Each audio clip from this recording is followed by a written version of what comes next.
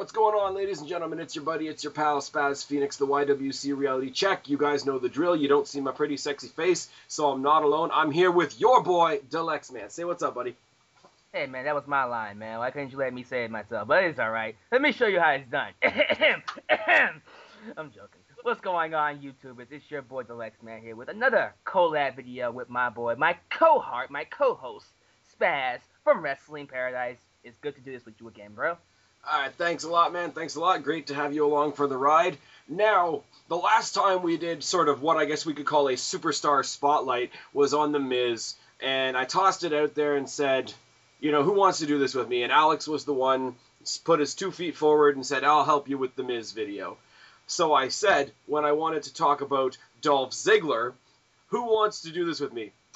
And to be honest, nobody really answered. So I left it for about 2 weeks, and Alex came back and said, fine, I'll do it with you. And here we are. Basically, guys, this video is about my personal opinion, and my personal opinion is that Dolph Ziggler, without a shadow of a doubt, is the breakout star of 2012.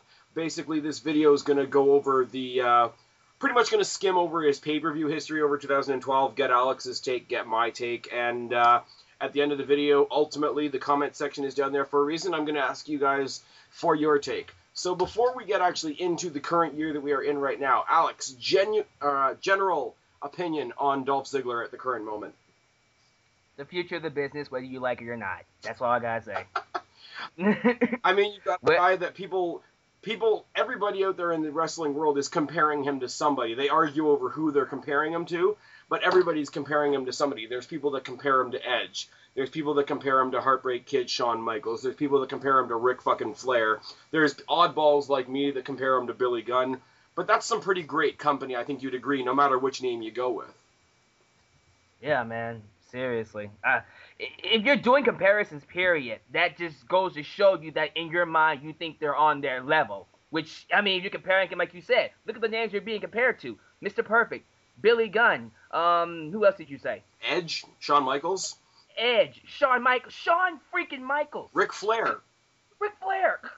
Those are legends, people. If you're comparing Dolph Ziggler to legends, what else does that need to be said?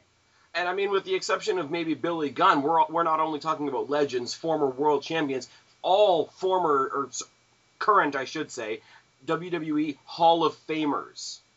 And here's a guy that's been in the company, what, Alex, you're better with dates than I am, what, like, not a lot of time? Since 2005 with the Spirit Squad. So we're talking 7 years if we want to include the bad gimmicks. We're talking about a guy that survived the Spirit Squad, survived being Kerwin White's caddy, survived, you know, being paired up with various people, leopard print tights, and the "Hi, my name is Dolph Ziggler" gimmick.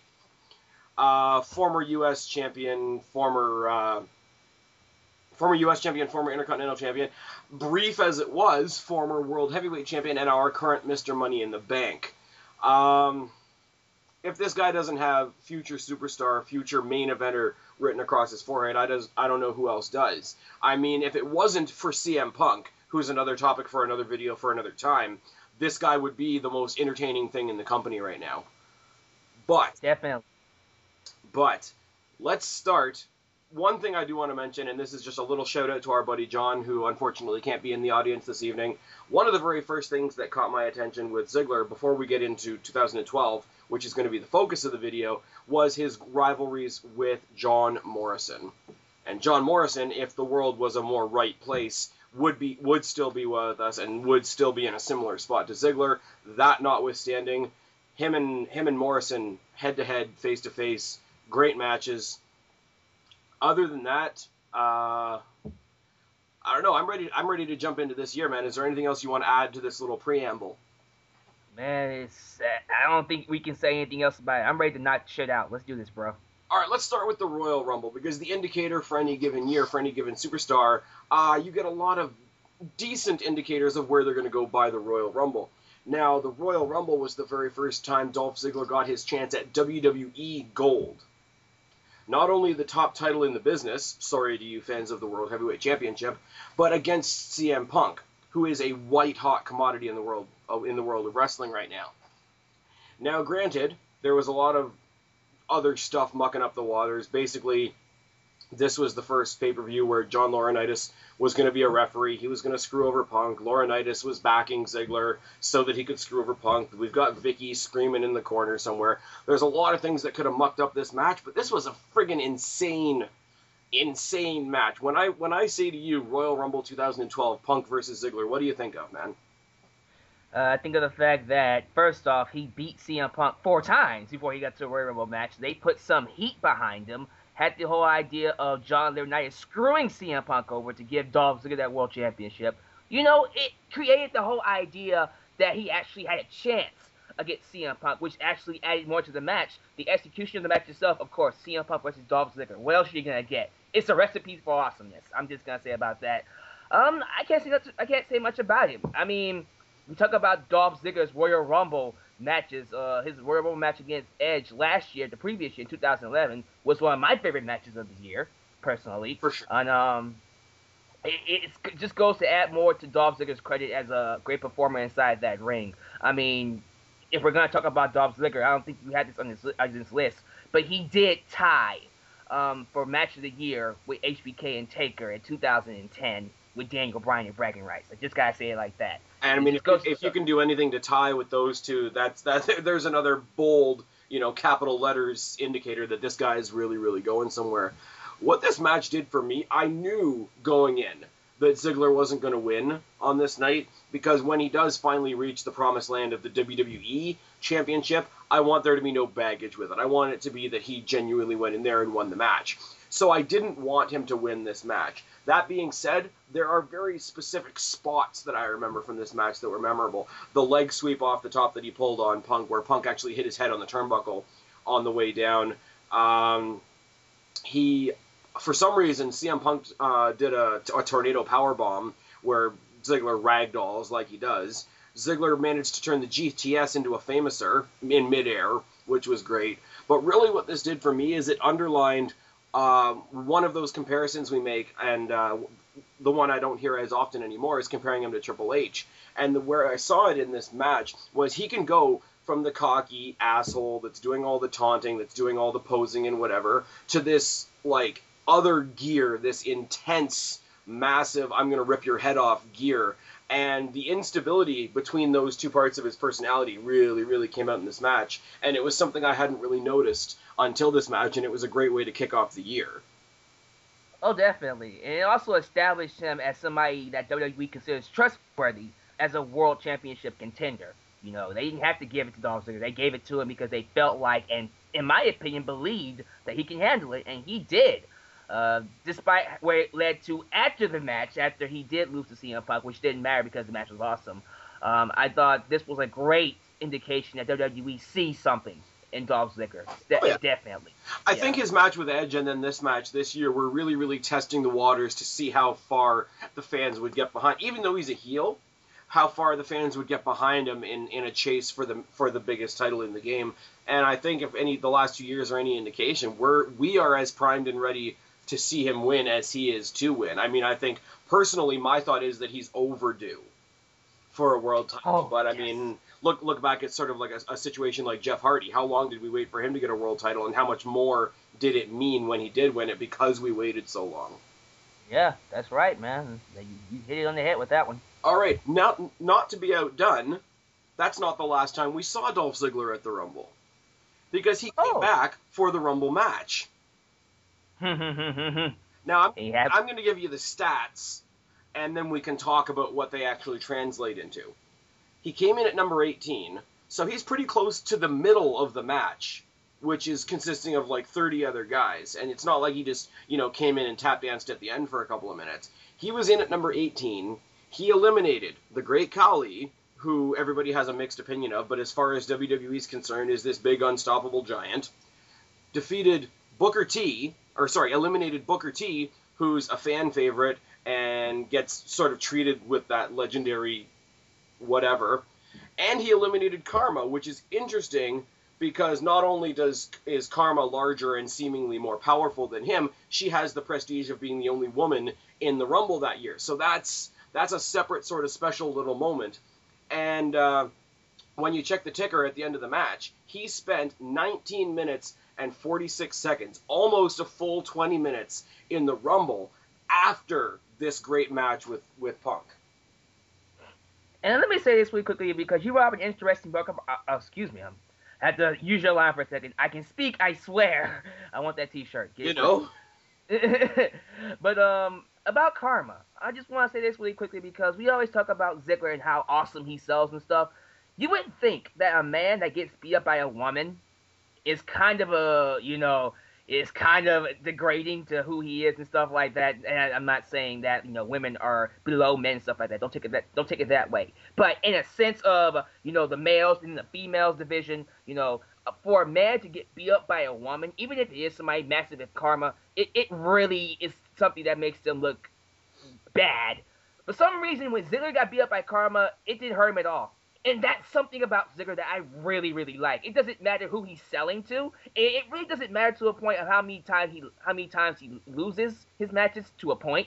But it's almost like he can sell for anybody and still maintain some prestige of himself, some way, somehow. Whether it's his credibility, his credentials, or whatever.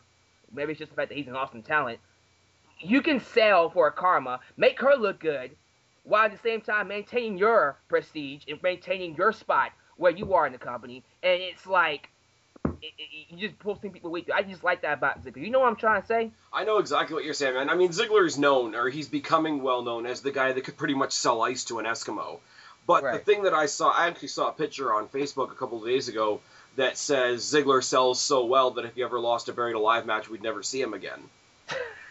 But let's think of this. Not only is he outpowered by Karma, not only does she have the prestige of being the only woman in the Rumble, and all due respect to her, and we hope we see her sometime in the future again, but she has an impactful, devastating-looking finisher in the Implant Buster.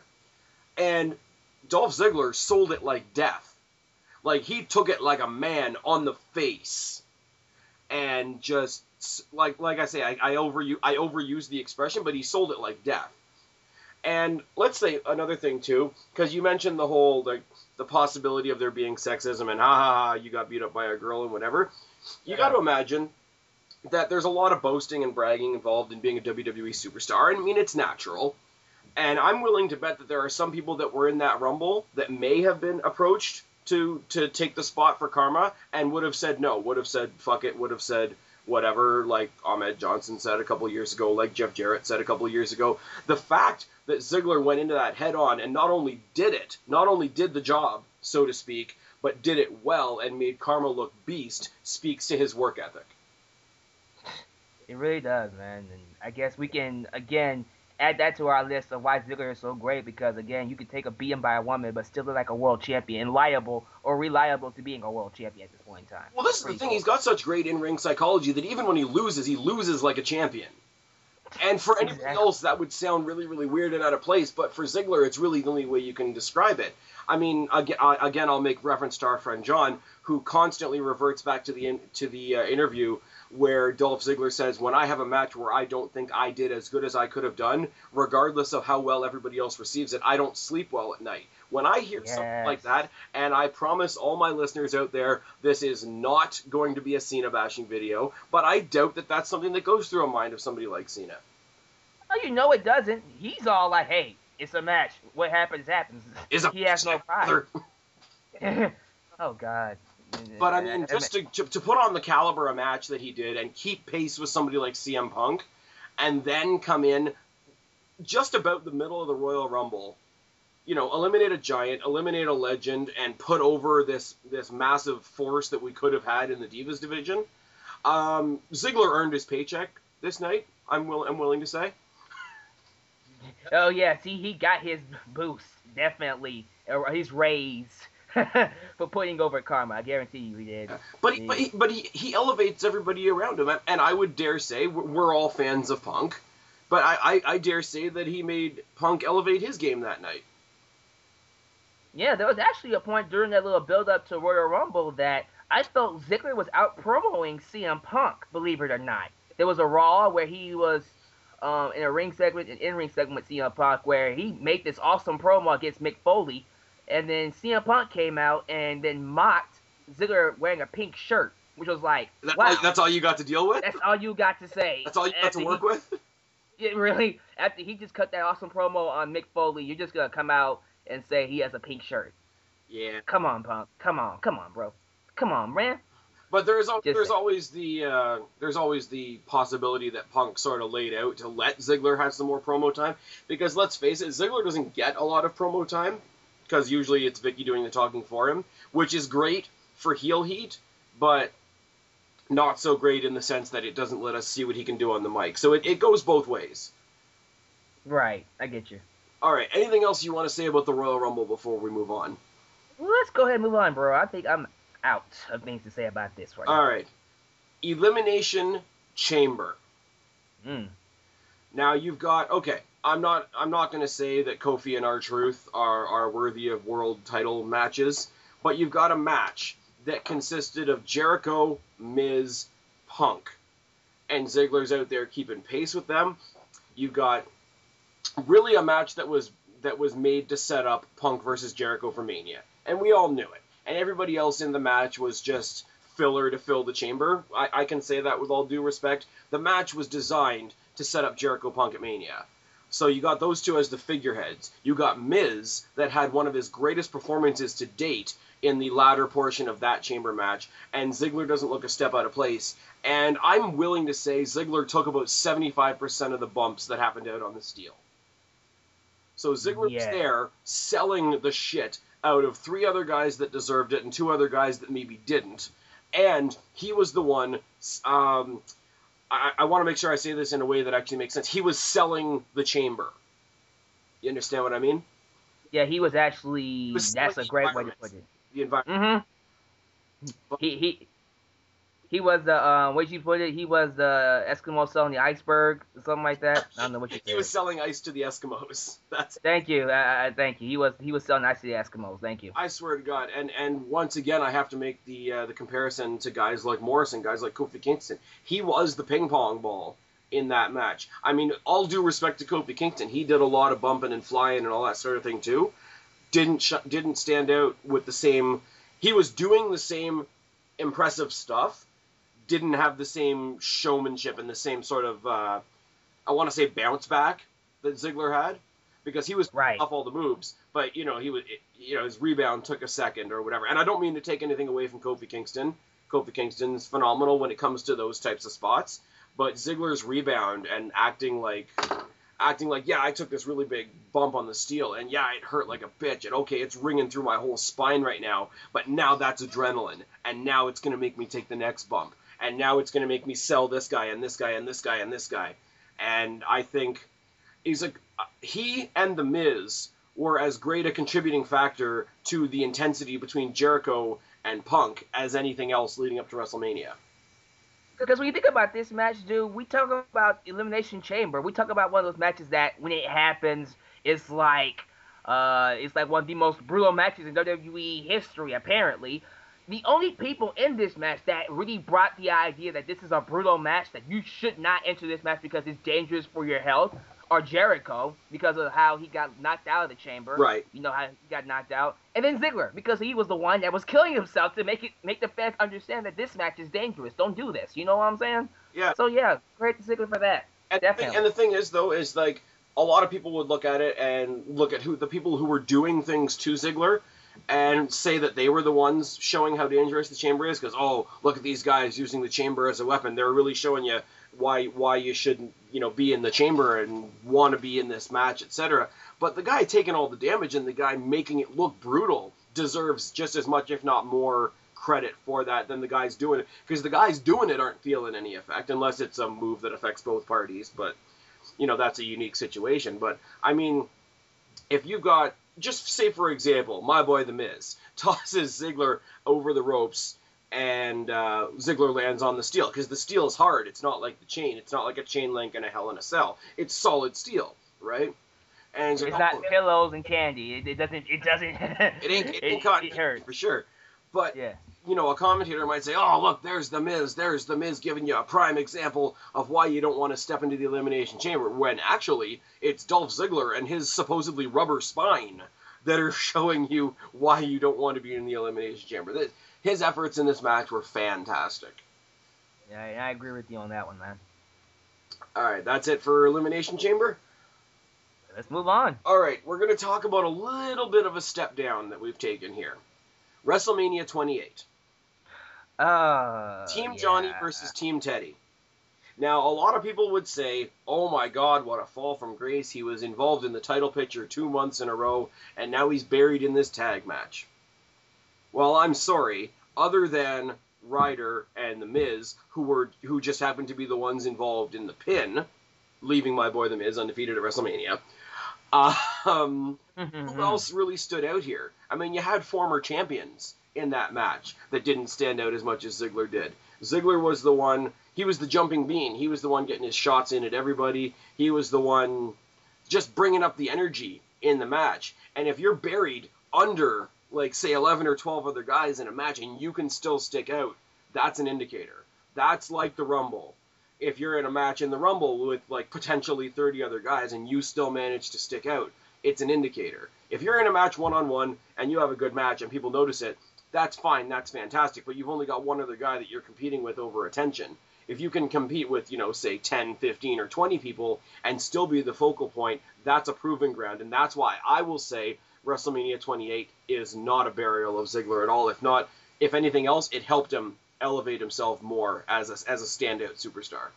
Right, and think about it this way, WrestleMania 28, imagine Dolph Ziggler for some particular reason. Let's say he won the Royal Rumble, and he was having his World Championship match against a CM Punk or something like that, or even a Sheamus. Who cares?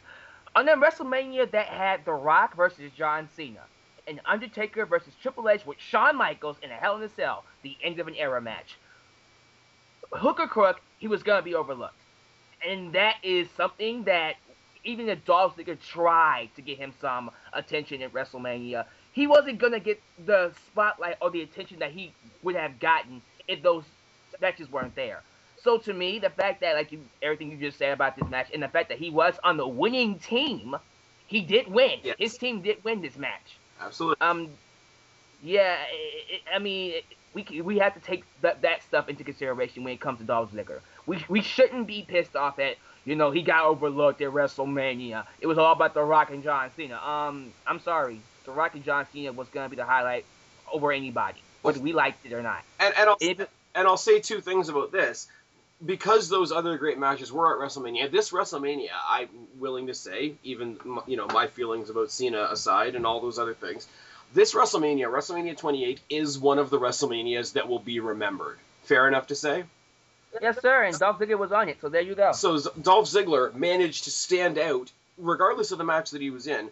Dolph Ziggler managed to stand out on a WrestleMania that will be remembered, first of all. Second of all, there's a really, really odd place that you go to at certain points in certain matches, because there's certain matches that you can't look at normally. You can't look for, a bunch of storytelling. You can't really look for a bunch of psychology. You can't look for, selling and this and that, because they're what I've come to call up here in the YWC a pile of people match.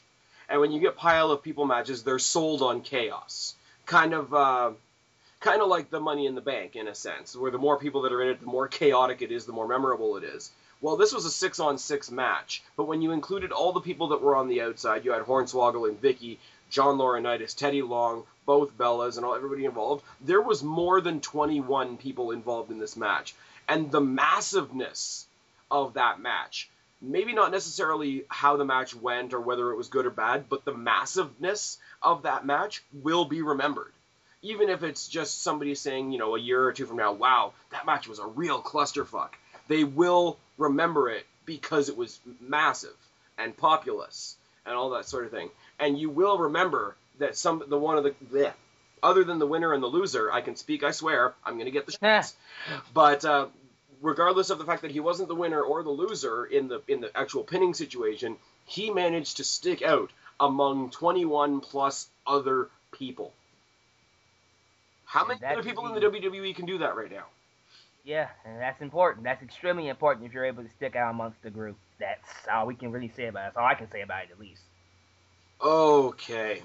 Now here's one that maybe I will look at as, kind of my heat of the night or whatever you want to say.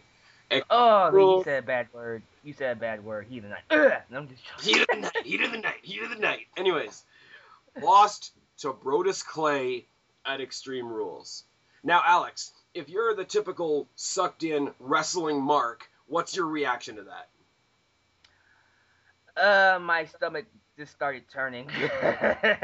That's my reaction to it. It's like, oh god, it's like even as a smart or like the smart guy that knows about the wrestling business, I understand, but it still made my stomach turn. It's like a world champion, a guy that's reliable to be a world champion in the future of the business, is jobbing to a Brodus Clay who's not going to go anywhere except an IC championship level, even if that.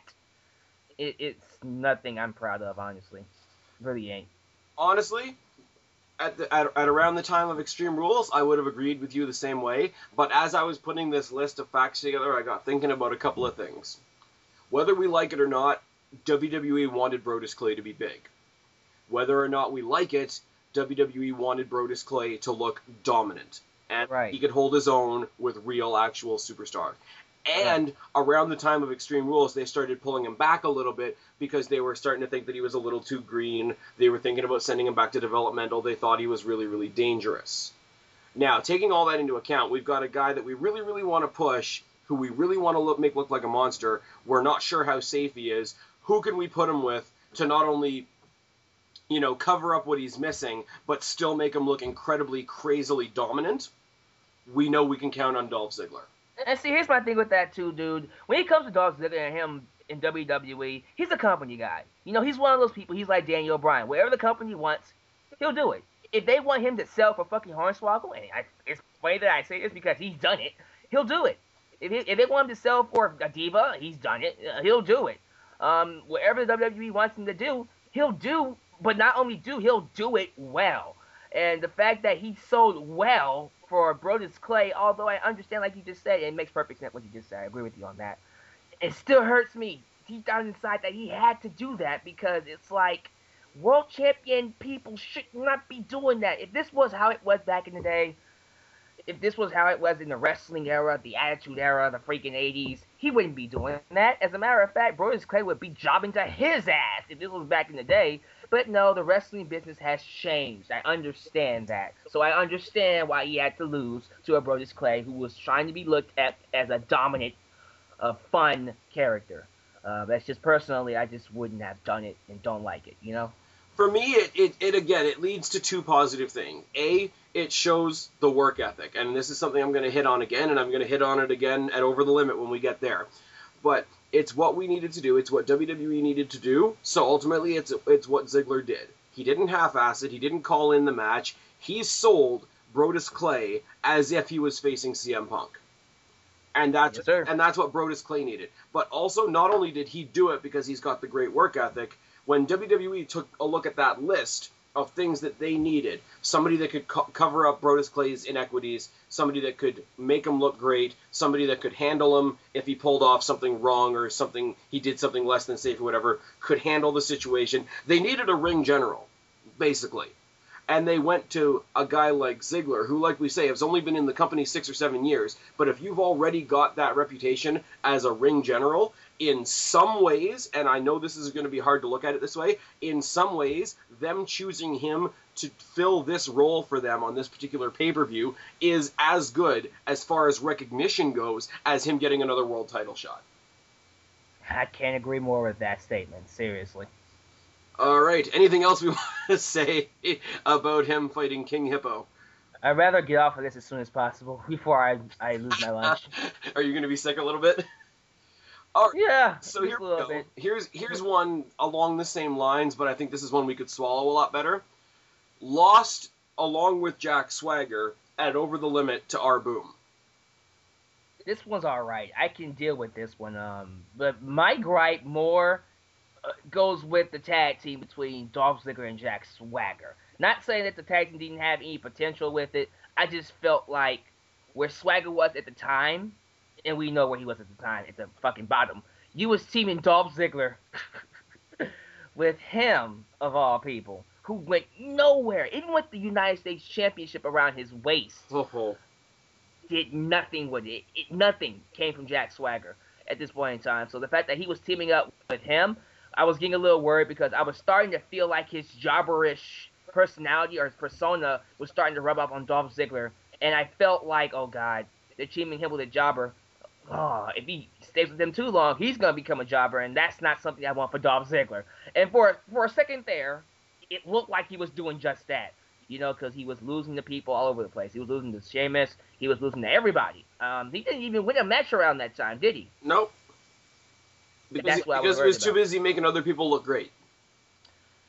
See, I'll get more into that when we get to No Way Out. I'm pretty sure that's on your list, right?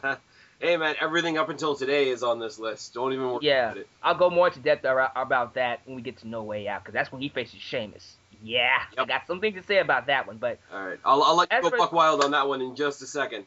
I'm going to go with the same thought as I had for Brodus Clay. This was the formation of our Boom, even though I don't like our Boom as a team and I want them to drop the titles to pretty much anybody at this point. The formation of the our Boom team and the people that slowly started coming after them was really the beginning of the resurgence of the tag team division. And I know, Alex, you've done videos on the resurgence of the tag team division. We're all fans of tag team wrestling and all that sort of thing. But if our Boom was going to be the catalyst for that, they needed to look great. And with the high-flying, high-impact style that they employ, both of them, I mean, Kofi Kingston even more than R-Truth, they needed somebody that could sell each and every punch, each and every kick, each and every, high-flying maneuver like it was death. They needed somebody to basically act like they were fighting with flying knives. And enter Dolph Ziggler. So now we've gone from pushing one complete jobber to two guys that you're hanging a division on. So in a way, you're hanging the success of the tag team division on Dolph Ziggler and his ability to sell your tag team champions.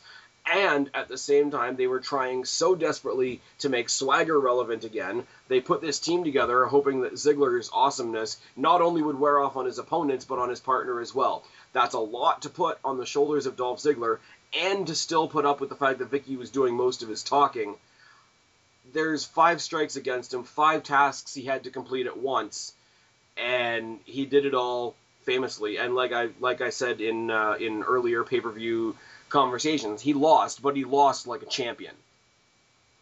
He was doing his job. They asked him to do something. He went out there and did it. He's a company guy. That's what he does. Yeah. And the thing is, the way Ziggler is in the ring, he doesn't look like a loser even when he loses. Definitely. Which is something that not a lot of guys have. Okay. I'm going to announce the next pay-per-view, and then I'm just going to let you go wild on it. How about that? Go for it. No Way Out, Dolph Ziggler versus Sheamus. Go. All right. Around this time, guys, those of you who know me, I was getting a bit worried. No, a lot worried about the placement in Dolph Ziggler when it comes to him in WWE at this point in time. Because around this time, he was losing all over the place. He lost all his matches. And then I think he fought Sheamus like 10,000 times on Raw, SmackDown, lost every single one of them. And then because Del Rio didn't get the shot, he had to do something, they put Dolph Ziggler in that place. And I was sitting here going, you know what? At this point in time, if Ziggler goes into No Way Out and doesn't beat Sheamus, that's just going to hurt him even more, because I make the analogy. This is the analogy I made. LeBron James is by far, at this point in time, he won the NBA championship. So I was using him as the example. He was the best player in the NBA. Now, if LeBron James being the best player in the NBA, if he wasn't winning games, what does it matter that he was the best player in the NBA? Related to Dolph Ziggler. He's the best seller, the best comparator, the best workhorse in WWE at the point in time. What does it matter if he's not making any results, if he's not winning? That's why I was like, when it came to No Way Out, I was hoping that he would beat Sheamus. But, of course, it didn't happen. Again, I can take the fact that the fans were into Ziggler. They cheered him over Sheamus. They actually booed Sheamus and cheered Ziggler in that match. I thought that was awesome. But I was personally disappointed that he actually put over Sheamus. I understand why he did it, because it ties right back into what we said about Brodus Clay, what we said about the Tag Team Championships. WWE wanted to make Sheamus look strong as a babyface champion. So Ziggler, being the guy that he is, went out, put him over. I just felt like, fuck, man, you're putting the wrong guy over. I don't want to sound like the freaking internet mark, but I'm starting to. But I'm just saying, man, Ziggler was. It's one of those situations where it's like, I understand why you're doing it, but why are you letting yourself be treated like this? You know, I just didn't like it. You know what I'm saying? This is about the time where we went from, okay, is he being the good company guy, or does he just have sucker written across his forehead? WWE was going so far against the grain at this point. You had Let's Go Ziggler chants going throughout this entire match. And what does the brilliant Jerry the King Lawler say? Oh, listen to those fans. They're really behind Sheamus. Oh, Jerry. And I guess this is where the hate for Jerry the King Lawler really started, because it's been building for a while. I'm just saying. Yeah. The one thing I will say about this is, the more dominant Ziggler makes Sheamus look, the more dominant whoever does take the belt off him, hopefully it will be Ziggler, will look when he defeats him. Because if Sheamus is bullshit and you beat bullshit, what have you done? But if you build this guy up to look like $1 million and then you beat him, it's great. Not only do you make Sheamus look great so that you can make yourself look great later on, if you have a great struggling story, like if you keep trying and keep failing and whatever, if it's done well, the more you struggle, the more the fans will get behind you. And I'm sorry, in this loss, and I'm going to compare it to your boy Daniel Bryan at WrestleMania, when he took the big boot from Sheamus in, 18 seconds or so, yeah, it lost him the match. Yeah, he doesn't have the title anymore, but who's got the fans now? Who's got the following? Who's got the recognition from the people that actually matter? Who was number 4 on the PWI list? Above Sheamus. Yeah. I'm sorry, referee Timmy White should be above Sheamus, but that's another story altogether. Oh, God. He did his, ultimately, as we've been saying the whole way along, he did his job, and he did it great, because Sheamus actually was somewhat watchable in this match, thanks to the assistance of Ziggler. Other than that, it's shown that now he's held tight in great matches with both the WWE and the World Heavyweight Champion, as opposed to, as well, going to Elimination Chamber and hanging 10 in the Elimination Chamber environment with several World Champions. So his stock is rising, even though he's not necessarily going home with the gold yet.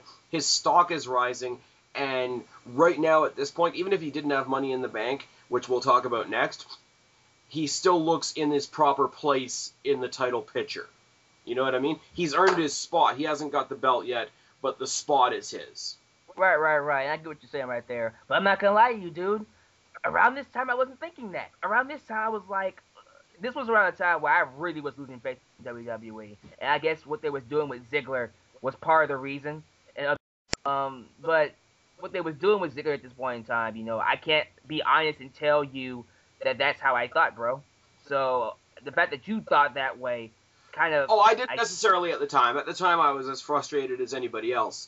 But it's good that I'm doing this video now at a point where it's like I can look back on it and see how it was a building block.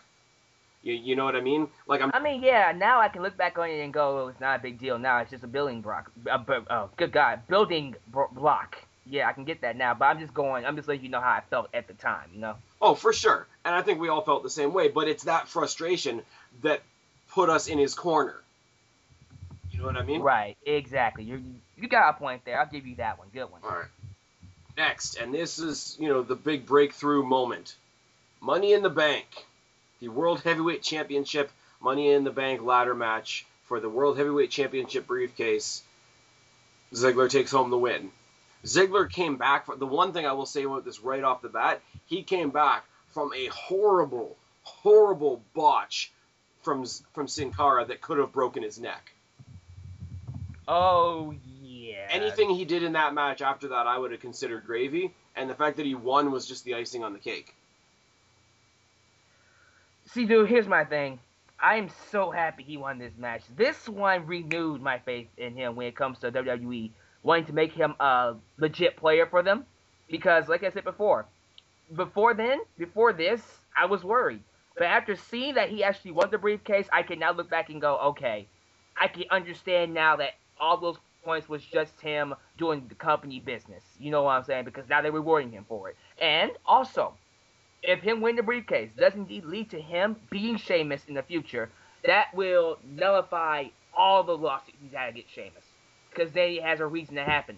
Because I can now say the reason of him losing to Sheamus was for him to win Money in the Bank and get retribution on Sheamus when he cashes it in. You know what I'm saying? Exactly. And when Sheamus comes and bitches and whines and moans for his rematch, and he gets the fluke, or what the fans of the faces would call the fluke win. Sheamus gets his rematch, and if he wins on the rematch to legitimize it, that'll seal the deal. There we go. You see what it did, because Christian fought The Miz at Raw 1000, and everybody thought it was a fluke, and he was going to get his title back the next night, etc., etc., etc. When Miz won the second time, it solidified it. He is the champion going forward. And that has to happen anytime you have a new champion, especially when they win with something like Money in the Bank, because Money in the Bank opens a lot of opportunity for people to say, oh, well, it was a fluke, oh, well, he uses cheap tactics and this and that and the next thing. But if you go back for the rematch and you legitimize yourself, then you might as well write your name in stone in the history books. Agreed, man. And we can say the same thing about Daniel Bryan. When Daniel Bryan won the championship, everybody was like, oh, he's going to lose the next week at Royal Rumble. Nope. He beat Big Show and Mark Henry in the, cage match. Then they said, oh, he's going to lose the Elimination Chamber. Nope. He beat them at Elimination Chamber. And he got to a point where at WrestleMania, everybody was like, wow, he might actually beat Sheamus at WrestleMania. And then he lost. In 18 seconds.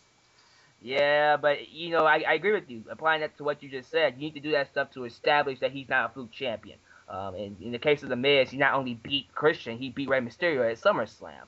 So, there you go. We can now look upon him as a legit IC champion. So, yeah, man. And I hope they do the same thing with Ziggler, and I hope they don't make him just a fluke champion, because we've already seen them do that to him once, where he won the title and then got it ripped off him the same night.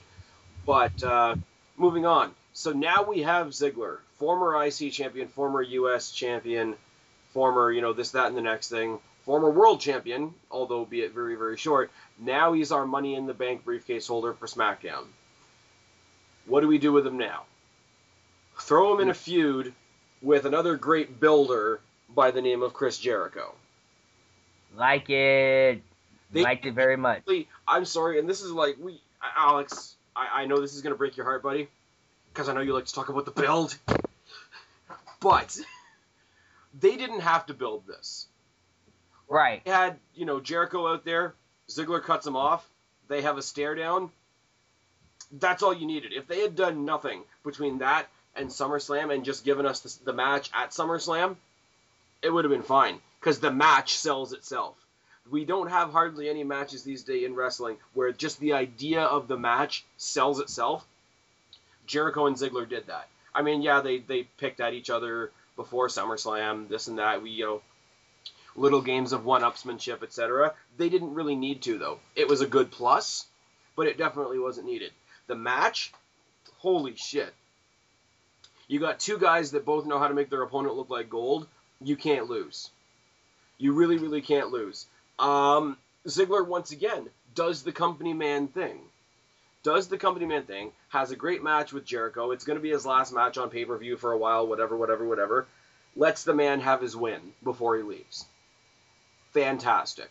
Next night on Raw, they have their rematch. More is on the line. He's now defending his briefcase, like he will have to defend his title. That's the metaphor I do there.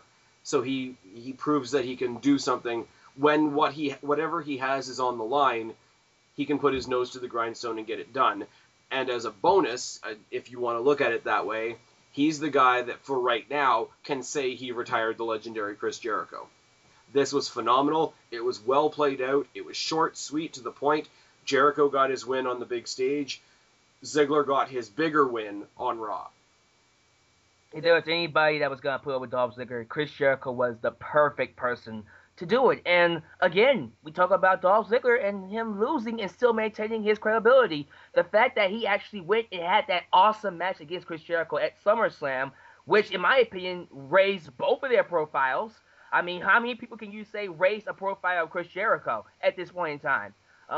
It's crazy, man. So the fact that he lost against Chris Jericho at SummerSlam, well, no, because I think even you said in your review on SummerSlam, he didn't just lose. He lost to Chris Jericho with the Lion Tamer. How often does he even use the Lion Tamer on anybody?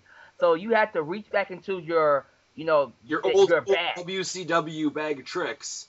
Right, it shows. It's like, okay, my typical everyday, I don't want to say this because it sounds like a very, very Cena thing to say, but my typical 5 moves of doom aren't working on this guy. I've got to pull out something better. So yeah, Jericho beat him, but Jericho had to reach way down deep to do it. That does just as much for a young talent like Ziggler as a win would. And he had to lose this match to get the bigger, more important, more concrete win the next night on Raw. And then when he beat Chris Jericho the next night on Raw, Chris Jericho, being the babyface at the time, did something heelish. And of course, Chris Jericho's the person to do it because he's that guy that walks that line. After he lost to Dolph Ziggler, he had the briefcase in hand. He literally threw a temper tantrum and hit him over the head with the briefcase and just walked away, which was like, it was interesting because the crowd booed Chris Jericho for it, which was like, wow. Because the way I look at it, and I've been thinking about it more and more, because you and I talked about it on Paradise, and we couldn't really wrap our heads around it then either. The way I look at it now, not only did it get even more fans behind Ziggler because it was a very, very cheap thing for Jericho to do, but you've got Jericho that just made this great turnaround and just started to get a face following again. If you've got a baby face that you beat so soundly and convincingly and, like, completely and definitely, that he's that frustrated that he breaks character and does something heelish like that, it shows that you've gotten into his head. Not only have you just taken his career, not only have you just beaten Chris Jericho, which is enough in and of itself, but you've gotten in his head. You've defeated him somewhere in his head, and that's even, like, it drives it home even more. All the impact of all the different elements that went into the match on Raw just came together so perfectly, and if he already didn't have a rocket up his ass, well, he's got 2 now. You're Mr. Money in the Bank. You ended the career of Chris Jericho momentarily, but you still put Chris Jericho out of WWE. You've had your U.S. champion, your IC champion, you're a former world champion, even if it is for 16 minutes, who cares? You're a former world champion. You've been in contention for the tag titles. Good God, dude. He has a rocket up his ass, and it's like, you can't bring him down now. Because, like I said, he can lose a match and still look dominant. If you can get beat up by a woman at Royal Rumble and still come out looking like a world champion contender, if you can sell to Brodus Clay, if you can sell the freaking Hornswoggle, for fuck's sake, and still come out looking like a world champion, there's no stopping this man. If you can sell Jobber Clay, if you can sell a diva, if you can sell the tag team champions by yourself, if you can make Sheamus interesting, and not that he's on this list, but if you can make guys like John Cena, like, I don't know who else, Santino Marella look legitimate. Great Khali look legitimate, which is a very rare group in and of itself, which I think only consists of Ziggler and Cody Rhodes at this point. What else can you do? What else do you need to do to build yourself before you build up before you go and cash in your title? Here's the answer. You go after Randy Orton. Yes. And what's he doing? What did he do this week on Raw? It was with cheap tactics, but he's a heel, so deal with it. On the heel scale, using a bit of tights to get your roll-up victory isn't that heelish on the grand scheme of things, where, he could have used a manager, he could have used a chair, he could have low-blowed the guy while the referee wasn't looking. No, he countered into a roll-up and used a bit of tights to help him get the pin. That's a good victory as far as I'm concerned, especially for a heel. So now, not only have you put everybody else and their mother over, not only have you held it, sorry, I can speak, I swear, you held your own with CM Punk to start off the year, then went on to the Royal Rumble, then survived the Elimination Chamber, then put over everybody and their mother, then survived a great botch from Sin Cara that nearly broke your neck, won Money in the Bank, took out Chris Jericho when it counted, and now you're standing toe-to-toe with somebody as big a name in the WWE as Randy Orton. When the fuck are we going to put a belt on this guy? Hopefully it's soon. Let me just say it like this, too, because I do want to cap this off with this big statement here. When it comes to Dolph Ziggler, the only thing to me that's really going to hinder him and actually cut the legs from under him is if they don't go through with this cash-in. I think if he becomes a person that cashes in and fails, will it kill his career? No, but you will kill all his momentum that he has created since Royal Rumble. And that's why I feel like Dolph Ziggler right now, he's a great seller. He's done everything for the company. He's probably going to continue doing it for the next decade or so. That's fine. I don't mind that. Right now, it's time that he stops selling for everybody and starts making himself look good. He needs to start selling winning himself. Thank you. He needs to start selling himself and start winning matches. That's why I hope with this feud with Randy Orton, I'm pretty sure they're going to have a match at Night of Champions. I hope he beats him. I hope he goes into Night of Champions and beats him. No bullshit. He beats him clean. Whether it's by sleeper hold or by the zigzag or whatever. It don't even have to be clean. Just beat him. You know, send him off. Give him some kind of an accolade that not only has he put out Chris Jericho, maybe he can put out Randy Orton too. You know, do that stuff with Dolph Ziggler, man. Establish him. You know, give him something. Give him an accolade. LeBron James didn't become the best player in the NBA because he played great games. No, he was MVP. He won championships. He's a championship winner now, and he won Olympic gold. You know, he needs some accolades to go along with the IC championship, with the US championship, with the Money in the Bank briefcase. Which is why I feel like they have to be careful with Ziggler. They have to stop bullshitting. They have to stop half-assing him and just go all the way with it. Push him. You know what I'm saying, Spaz? Oh, I absolutely do. And I don't want you to take this as a dig, but basically what WWE is doing to build up Ziggler with the Money in the Bank briefcase is pretty much the exact opposite of what they did with Daniel Bryan. Daniel Bryan won the briefcase, and then I don't think he won another match for a couple of months. And then when he won, his fans were like, okay, great, he's the champion. But anybody that wasn't firmly in the Daniel Bryan camp was kind of like, well, where the hell did that come from? You know what I mean? Whereas, you know what, the more the audience gets behind him, the more he gets these sort of non-title related victories, like, you know, putting over other people, yeah, sometimes, but getting his licks in on Jericho, you know, standing toe-to-toe with Randy Orton, you know, et cetera, et cetera, et cetera. I've gone as far as to say that I want Ziggler to face The Undertaker at WrestleMania. Not that I think he'll win, or not that I would want him to win, but the fact that I think he deserves the spot. Keep giving him big things that aren't title-related, and then when you get the title and put it on him, everybody's going to breathe a big sigh of relief and say, okay, finally. Finally, exactly. It's about damn time. How about that? Jesus Christ, man. And hopefully it happens. At this point in time, like I said, there's no stopping the boy. It's more of WWE pulling the trigger sooner than later. How about that? Yeah. Well, it's like this, too. It's like you talk about pulling the trigger, and I'll use that metaphor. You can pull the trigger or not, but the bullet's going to go off. And if the bullet doesn't go off in your company, you don't want somebody like this going to TNA. Oh, they sure as hell don't. I agree with you on that one. Jesus Christ, dude. That would suck if he went to TNA. He needs to deal with is, like, Kurt Angle versus Jeff Hardy versus Dolph Ziggler for the TNA Championship. Or Dolph Ziggler versus AJ Styles versus Samoa Joe versus Austin Aries. Holy shit. Kaz. Ziggler versus Kaz. But anyways, we're not going to turn this into a fantasy booking video, man. Basically, what we've done is we've come up right up to and including this week's Raw. There's not much else we can say other than he better get the championship soon. I mean, even Jim Ross has come out and say it would be a crime if Dolph Ziggler's not champion by the end of the year. Oh, yeah. But to be fair, Jim Ross has said that about a couple other people, too, that have since been really, really buried. I mean, the other people, actually, the only two people he's actually said about, if I recall, is Cody Rhodes. Yeah. And what they're doing with Rhodes right now gives me a bit of a pause and makes me think, okay, at least they know what they're doing with Ziggler, which gives me hope as a wrestling fan.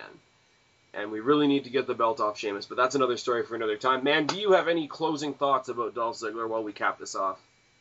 To all the Dolph Ziggler fans that are losing hope, don't worry. He's going to be world champion sooner or later, and I guarantee you by this time next year, we will all be looking back on this and going, what are we worried about? Man, you know, it's fun. It's fun going on that ride with wrestlers like Dolph Ziggler because, you know, you have low times where you're all like, fuck this shit. But it all pays off at the end because you know he's going to get his just desserts.